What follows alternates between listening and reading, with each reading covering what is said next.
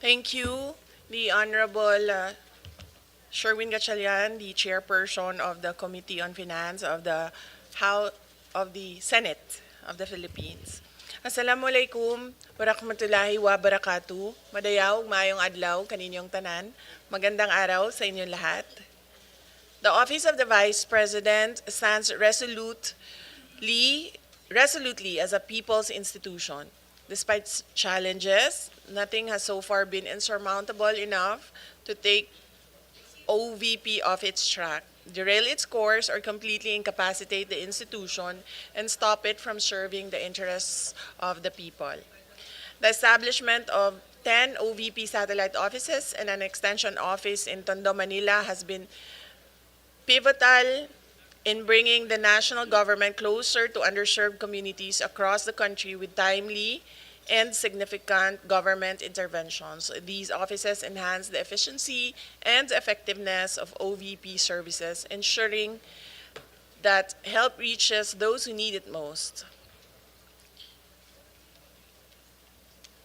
We request the Secretariat to play the AVP presentation prepared by the office.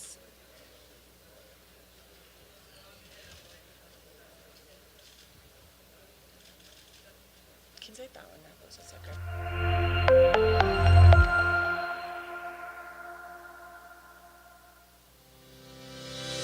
Behind every milestone are the stories of countless Filipinos whose lives have been touched by the Office of the Vice President.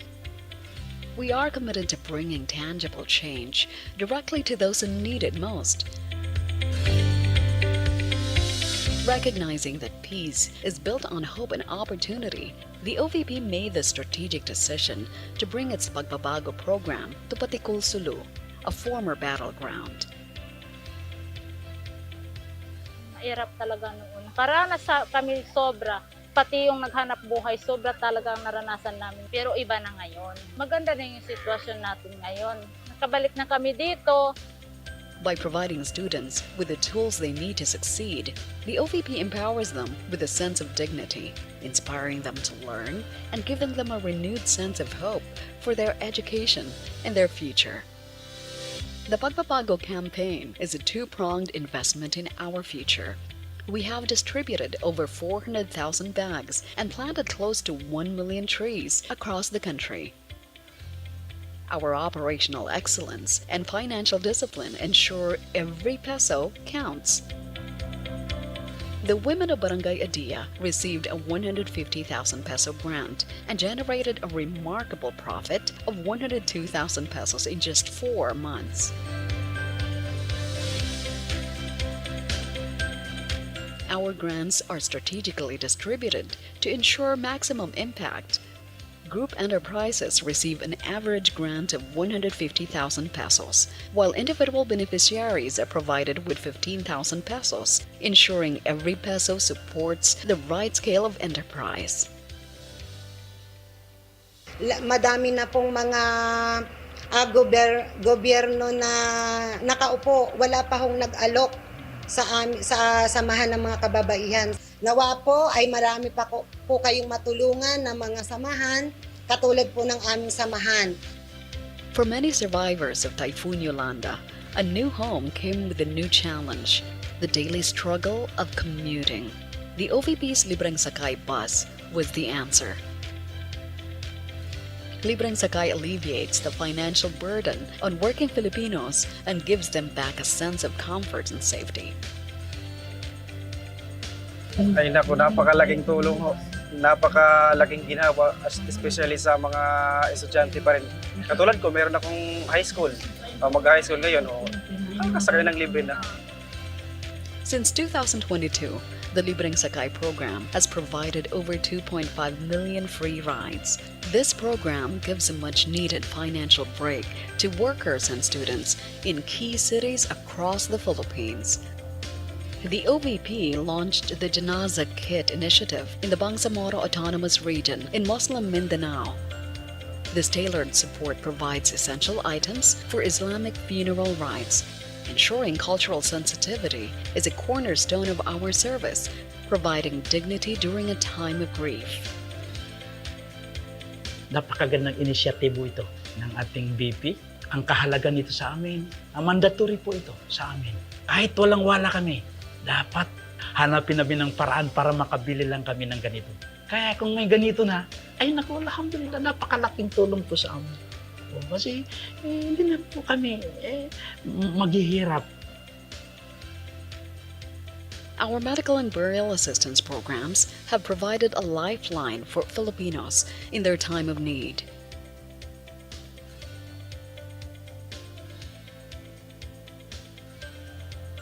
Our presence on the ground is a promise to the people, ensuring vital services are delivered directly where they are needed. The OVP's Disaster Operations Center has assisted over 369,831 families in their most vulnerable moments. We complement local response teams in mobilizing resources to save lives and rebuild communities. Our focus is on quality and impact. The You Can Be VP program mentors our future leaders. The Kalusugan food truck delivers hot meals to frontliners.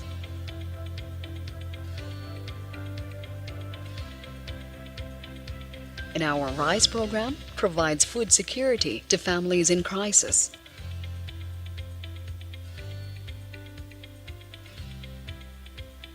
These achievements are not ours alone. We work hand in hand with government agencies, LGUs, NGOs, and the private sector, leveraging resources for a broader, more sustainable impact. Our commitment is embodied by our 10 satellite offices, strategically located across the archipelago, ensuring that Filipinos in remote areas receive timely and accessible services.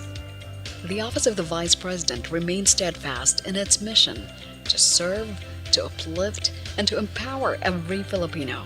Together, let us work towards a stronger, more resilient, and more inclusive nation.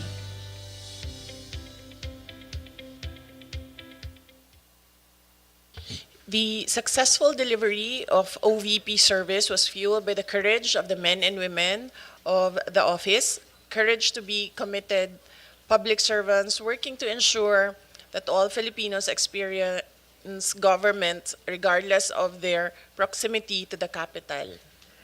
Our 2026 budget proposal builds on the outcomes of the previous year, addressing the significant budget reduction we faced while envisioning a path forward through fiscal discipline and strategic partnerships. I will now proceed to discuss the highlights of the 2026 proposed budget of the Office of the Vice President.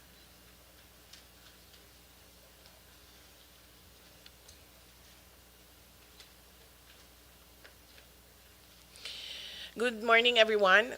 Presenting the highlights and salient features of the OVP budget under fiscal year 2026 National Expenditure Program, or the NEP.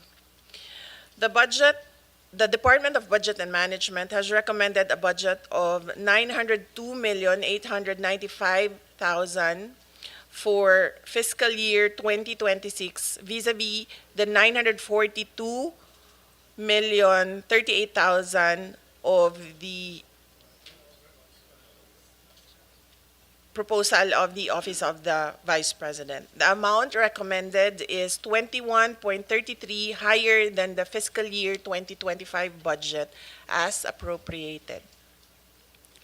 The proposed budget will cover personal services or PS, maintenance and operating expenses or MOOE, and capital outlay. For the PS, the recommended budget for fiscal year 2026 is 212,538,000, which is 23.54% of the total budget. The amount is higher by 12.14% than the fiscal year 2025 PS level. Personal services cover salaries, benefits, and allowances of 162 filled positions.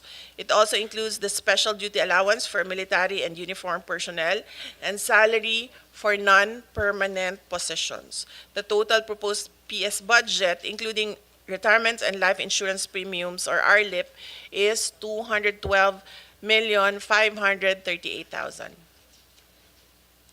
For the MOOE, the recommended budget is 673,753,000, which is 74.62% of the total budget. The amount is based on the DBM Tier 1 MOOE level of 654,527,000, plus additional Tier 2 requests of 19,226,000 19,226,000 for the information and communication technology or ICT related expenses in line with the DICT endorsed Information Systems Strategic Plan or ISSP. The MOOE includes the allocations of the following: supplies and materials, as well as financial assistance subsidies, which are intended for goods and grants that will be directly received by the OVP target beneficiaries or clients. Travel and representation expenses to support the operational needs of the OVP in implementing its programs and projects, including its ceremonial and executive functions. And for the provisions of professional services and rent lease expenses to cover the service fees of contract of service personnel, IT-related consultancy services as per the ISSP, and the operational needs of OVP central and satellite offices. As for the capital outlay, the total budget is 1.84% of the total recommended budget, or equivalent to 16.6 million.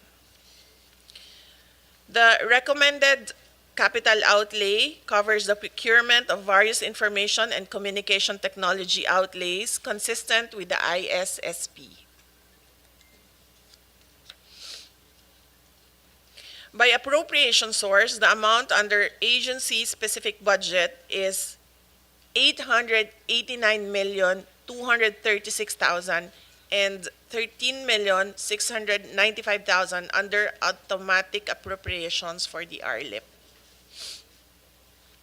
Of the total amount of 902,895,000 under the fiscal year 2026 National Expenditure Program, 275,183,000 or 30.5% is allotted for various goods and grants under socio-economic programs of the OVP, which will directly benefit Filipinos.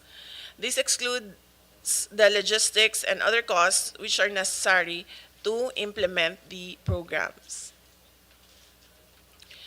This is presenting the comparative budget of the OVP from 2020 to 2025 under the GAA and 2026 under the NEP. So in 2020, the budget was 708,019,000. In 2021, the budget was 908,790,000. In 2022, the budget was 713,408,000. In 2023, the budget was 2,356,614,000. And in 2024, the budget was 1,885,462,000. In 2025, the budget was 744,146,000. And currently, for 2026, under the NEP, it's 902,895,000. So this is the chart, the graph of the comparative budget. Prior to fiscal year 2023, the OVP's budget ranged from 700 to 900 million, and it was only in fiscal year 2023 and 2024 that the budget exceeded 1 billion pesos, primarily due to increased allocations for financial assistance and subsidy to support the provision of medical and burial assistance. For fiscal year 2025, the OVP budget returned to its pre-2023 levels with 744,015,000 allocated for 2025. The same budget level is maintained under the proposed 2026 budget with adjustments for inflation, including the mandated salary increases. Since 2020, and even with higher budgets in 2023 and 2024, the OVP was able to maintain a high full-year budget utilization or obligation rate of at least 85.55% at end year. Presented is the comparison between the 2025 and 2026 budgets under GAA and under NEP. The net increase of 158,749,000 is attributable to the following. Personal services increase of 21,313,000 due to increase in number of field positions from 149 to 162, and the corresponding standard salary increases across all items. MOOE items with a total increase of 174,521,000 is for supplies and materials expenses. This is the increase in the provision for disaster relief and the rice programs, the financial assistance and subsidies for the Negosyo Ta program, the professional services, provision for existing contract of service personnel, the rent and lease expenses, and there is a reduction of 28,085,000 for representation expenses to partially support the requirement for PS. For capital outlay, there is a decrease in the amount of 39,796,000 in fiscal year 2026. In fiscal year 2026, included a lower portion for ICT equipment. In addition, fiscal year 2025 included budget for purchase of 4 motor vehicles and other machinery and equipment. There is also an increase in 2.7 million in retirement and life insurance premiums, which is mandatory under the GSIS contributions. So these are the accomplishments of the Office of the Vice President. As the second highest office in the land, the OVP aims to promote the welfare of every Filipino in line with its vision to create lasting impact on the lives of every Filipino people through its socio-economic programs and services. Since 2022, the OVP has implemented the following programs. The Pagbabago, 1 million Learners and Trees campaign, the disaster response operations, relief for indigents and individuals in crisis and emergencies or RICE, You Can Be VP, Libreng Sakay, Kalusugan Food Trucks and Pansarap, Negosyo Ta, and the medical and burial assistance. The OVP programs are implemented in the central office and through 10 satellite offices and 1 extension office, which continue to operate in key areas in Luzon, Visayas, and Mindanao to provide Filipinos with immediate access to the services provided by the Office of the Vice President.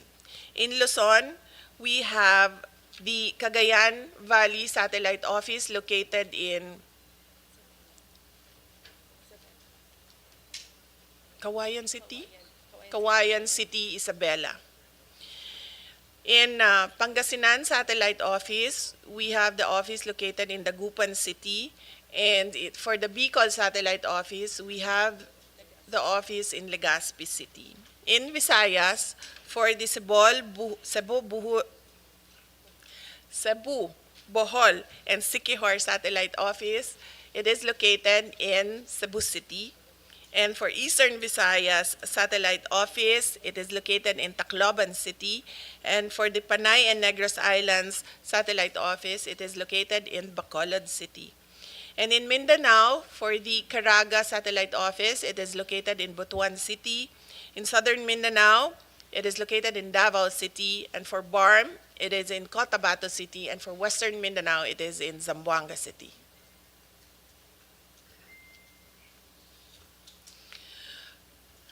For fiscal year 2024, the OVP had a target of 1,013,620 beneficiaries for all the programs and a total of 1,780,079 individuals and groups were served.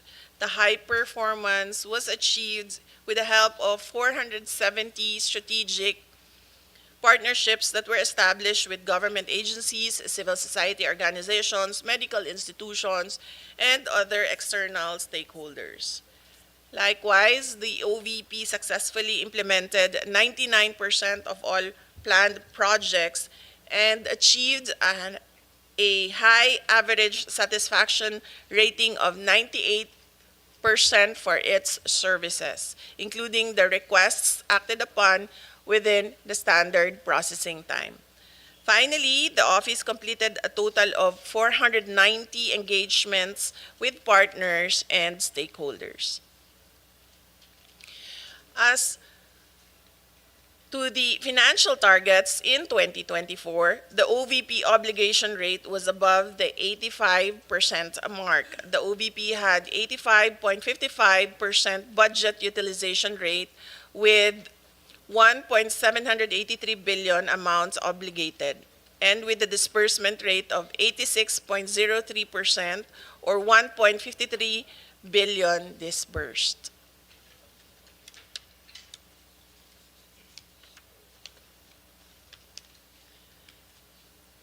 For fiscal year 2025, the OVP has continued the implementation of its flagship programs designed to provide the Filipino people with access to basic social services, with a target of 1,047,935 beneficiaries for the year, a total of 595,757 individuals, or 57% of the target, were served across all OVP programs and services during the semester. The OVP has also established 242 partnerships to support the development and implementation of its various initiatives. Notably, the OVP successfully implemented 100% of planned projects encompassing activities such as social preparation, technical assistance, and program implementation. Furthermore, the OVP achieved an average satisfaction rating of 97% for its services, exceeding the target of 90%. In addition, the office completed a total of 770 engagements with partners and stakeholders, further strengthening collaboration and support for its programs.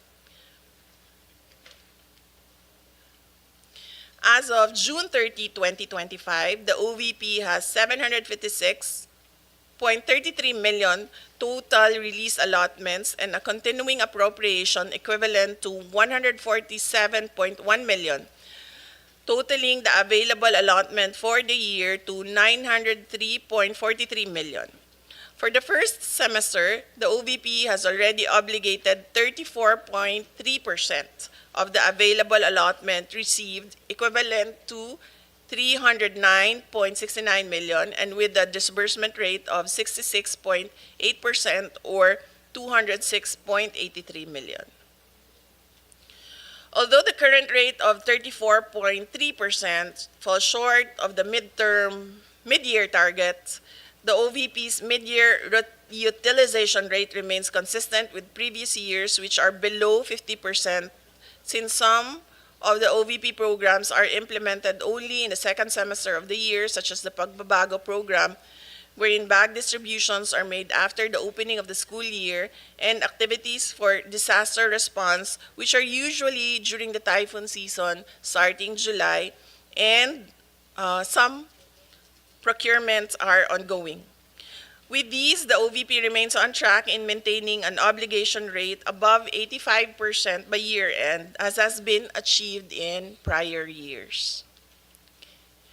The OVP holds a distinct position in our bureaucracy. As the second highest office in the land, the OVP carries out functions that complement the work of other government agencies while advancing the well-being of the Filipino people. The proposed 902.895 million for fiscal year 2026 budget for the OVP will help us continue with our mission to deliver efficient, accessible, and responsive public service for the good of all Filipinos. Thank you, Mr. Chair. Thank you, Madam Vice President. Before we continue, let me acknowledge the presence of Senator Padilla, Senator De La Rosa, and Senator Estrada. And before I open the floor for manifestations and questions, let me express my support to the OVP budget. Looking at the data to include automatic appropriations, the increase of the OVP budget is only by 1.3%. I'll just flash the slide. No? So if you count in the increases in inflation, increase in salary, the total increase of the OVP budget is only 1.3%. Kaya ang tawag ko nga dito, bare basic budget for the Office of the Vice President. And let me also commend and express my support to some of the programs of the OVP.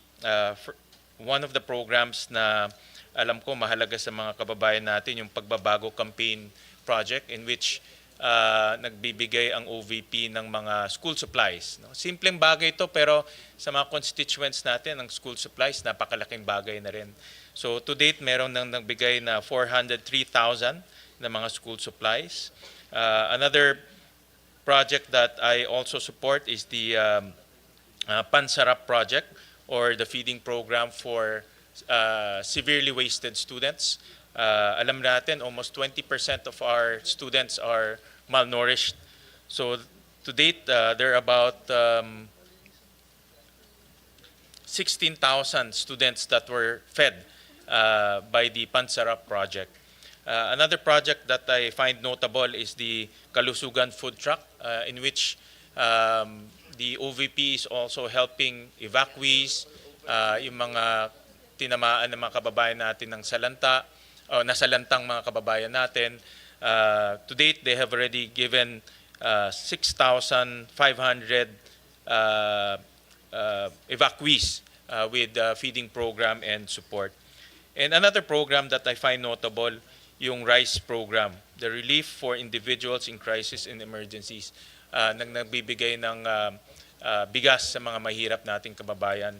Marami sa ating it's simpleng programa pero napakahalaga dahil marami sa ating mga kababayan, lalo na yung mga nasa malalayong lugar, pumapasok ng eskwelahan ng gutom at hindi sila natututo. To date, 197,000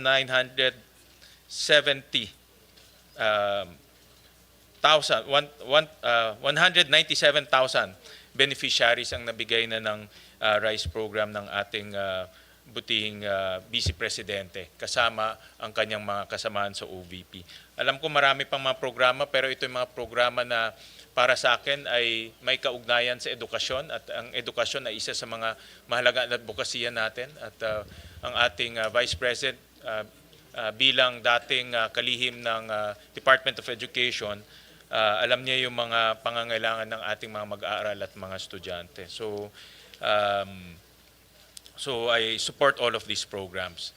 So with that, we'll open the floor for manifestations. We'll start off with Senator Erwin Tulfo, who was here ahead of time. Thank you, Mr. Chair. My question now is, I noticed that from 942 million, binawasan po ito in-slash ng 902.8 million na lamang, nawala po yung 39.143 million. Ang tanong ko po ngayon, Mr. Chair, ano po mga proyekto o programa na maapektuhan po nito, ito pong slash po ng 39.143 million, Mr. Chair?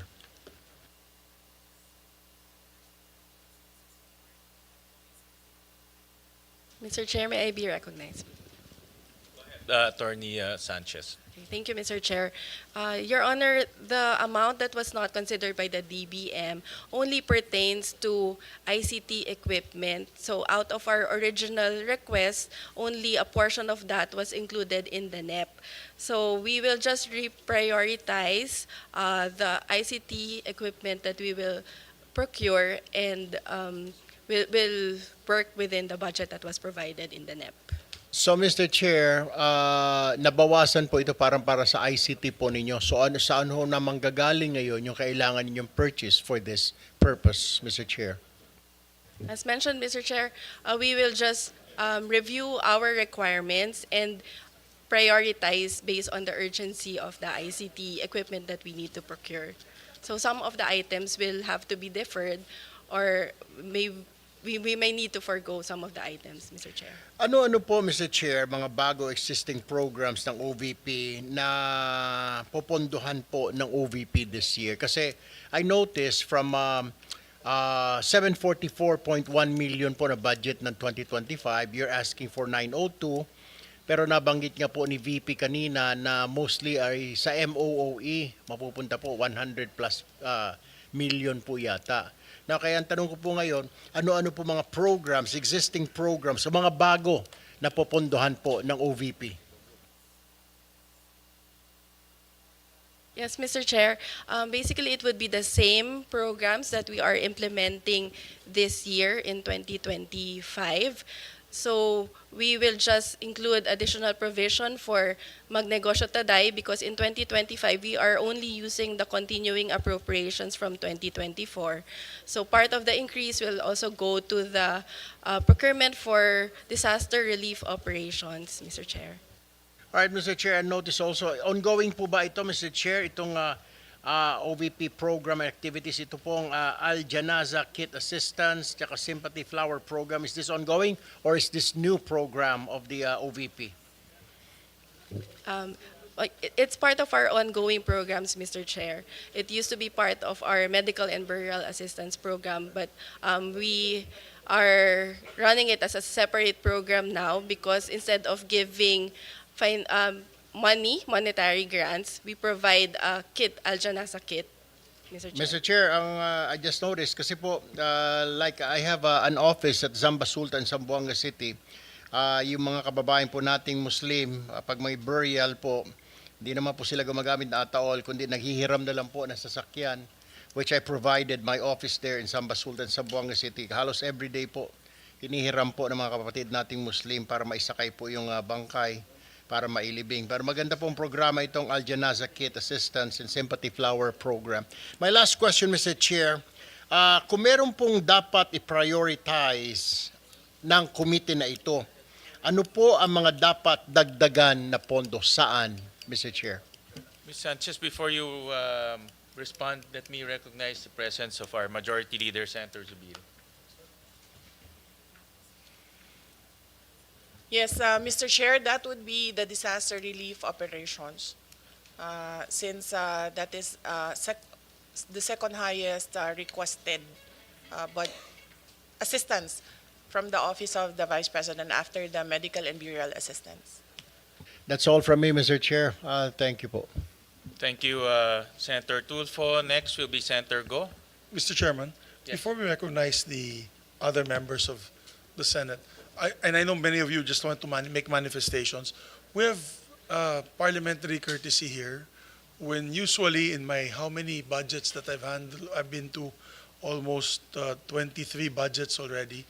Pag bisita po ng Office of the Vice President and President, we give them parliamentary courtesy and usually their budgets, and in this case, the budget of the Vice President is already a lean and mean budget. Hindi, wala na pong dagdag, kawawa nga, di ba po, Mr. President? So maybe we can afford them the courtesy that we can approve the budget, of course, after the manifestations on the part of the leadership of the Senate. We'd like to extend that courtesy to the Office of the Vice President. Yes, Uh, Mr. Chair, also on Mr. the part Chair. of the minority, Senator we Marcos, also would like to be associated with the motion of the majority leader. Senator Marcos. That was my question, Mr. Chair. Is that a motion that we therefore endorse the budget of the Vice President from the subcommittee to the Mother Committee of Finance? Well, let's give the members an opportunity to give their manifestations. No? That's fine, All right. but may I make that motion and hold it in abeyance Yes. until everyone has You can do it at the end Thank after you. the manifestations. Mr. Chair, before I have to attend to a caucus upstairs, I would just like to manifest that I support po the budget of the OVP. As a matter of fact, kung po pwede po sana pag-aralan natin, review, yung binawas po na 39 million, baka pwede pong ibalik ulit. Because maganda naman po yung mga programa na ilatag po ng OVP. Thank you, Mr. Chair. Thank you, Senator Tulfo. Next is Senator Go. Salamat, Mr. Chair. I also hope we could accord parliamentary courtesy to the Vice President and approve her office budget swiftly. Mr. Chair, distinguished colleagues, and to Vice President Sara Duterte, good day. Mr. Chair, I just want to express my strong support for the proposed budget of the Office of the Vice President for 2026. As a proud Dabawenyo, I have witnessed firsthand the remarkable work of the Vice President when she was still the mayor of Davao City, and when she became Vice President, and I sincerely believe Vice President Duterte's initiatives have been instrumental in helping this government uplift lives and promote the welfare of all Filipinos. Tiwala po ako sa ating Vice Presidente at sigurado po ako na nagagamit po ang pondo ng bayan sa tama. Sa totoo lamang po, matagal po ako nagtrabaho kay former President Duterte at naabutan ko po nung siya po ay naging vice mayor ng Davao, si Vice President Sara. Kung stricto po si dating mayor, dating Pangulong Duterte sa panggobyerno, mas stricto po si vpsara. At alam ko pong magagamit talaga ang pondo para sa pantulong sa ating mga kababayan, kesa naman po napupunta lang sa flood control, naggatasan po ng ilang mapagsamantala. Sa mga nakaraang taon, nagkaroon ng OVP na mga programang nagbibigay ng tunay na benepisyo sa ating mga mamamayan. From medical assistance to relief operations, educational support, pangkabuhayan programs at libreng sakay among others. Sa totoo lamang po itong libreng sakay ay atin rin po itong sinusuportahan in my own small way po. The Medical and Burial Assistance Program has assisted more than 187,000 beneficiaries when it was still given funding. In 2024, the OVP was able to distribute more than 144,000 to individuals in need. The Negosyo Ta program has given entrepreneurial opportunities such as livelihood assistance and training programs to various marginalized individuals and groups. The OVP has always stood ready to assist during disaster relief operations, having able to provide relief goods to disaster-stricken areas and assist more than 200,000 individuals. Nakikita ko rin po ito dahil ako mismo, umiikot rin po ako sa mga tinatamaan po ng bagyo. The OVP also has the Libreng Sakay program, which has served over 1 million passengers in Metro Manila, Bacolod, Cebu, and Davao. Ito po yung nabanggit ko kanina na atin pong sinusuportahan. For this year, 2025, we push to restore the funding. For the record lang po, Madam Vice President, meron lang po akong ibabanggitin sa inyo. For this year, ibig sabihin ito po yung last year na budget deliberation. Gusto ko lang po ipakita sa screen yung 2025 NEP ninyo na proposed budget. Sandali lang po, ma'am. Gusto ko lang i-share po sa inyo. 2025.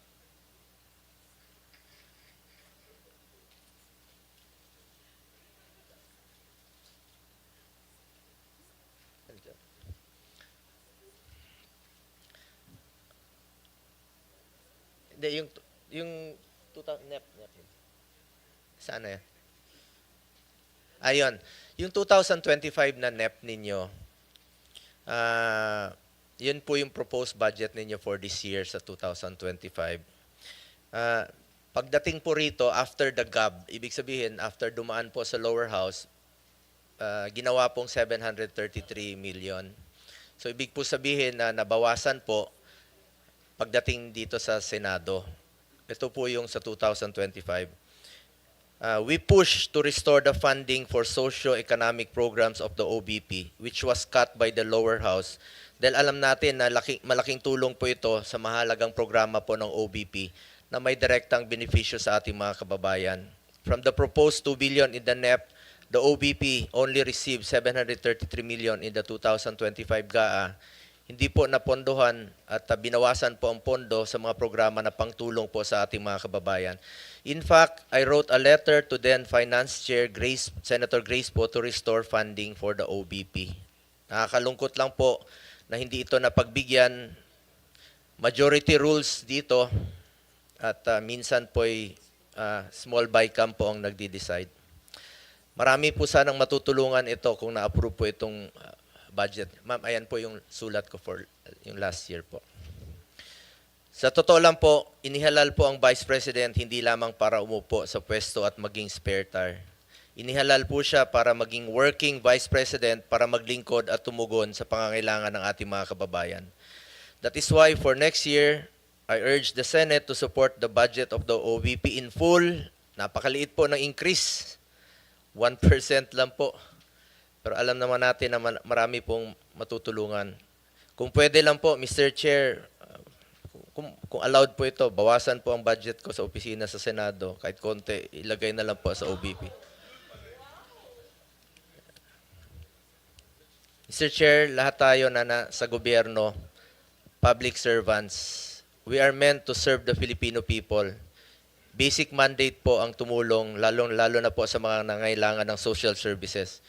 Nakikita ko po yan, mahaba po ang pila sa kanya mga satellite office.